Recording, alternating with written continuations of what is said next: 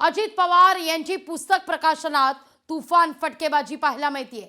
मुख्यमंत्रीपद दिलं असतं तर पार्टीच आणली असती असं अजित पवार यांनी अगदी गमतीनं हे वक्तव्य केलेलं आहे। शिवसेनेतले अनेक नेते मूळचे राष्ट्रवादीचेच आहेत असं सुद्धा ते म्हणतायत। पाहूया।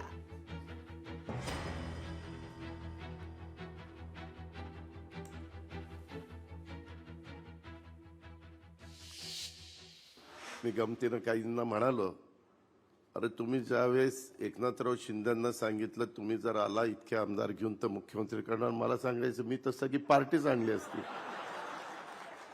काय शेवटी जे नशिबात असतं तेच होतं, आपलं आपलं काम करत राहायचं। मला सुद्धा शेतीची आवड आहे, तुम्हाला खोटं नाही सांगत। मी बारामतीला जातो तेव्हा पहाटे 6ला मी माझ्या शेतामध्ये चक्कर मारायला जातो।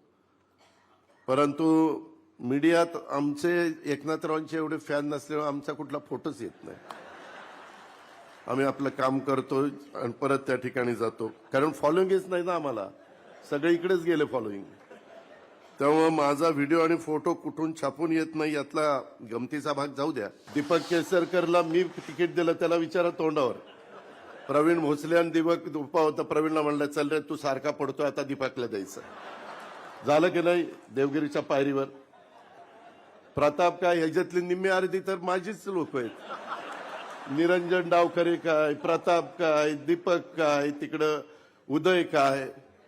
परंतु शिंदेसाहेब असे वाचतात की माझे कधी फोडून नेले कळलंच नाही मला, आणि त्याच्यावर नाही थांबले, नंतर मलाही घेऊन गेले त्यांच्याबरोबर। लोकशाही मराठी ऐका, पहा, जागरूक रहा।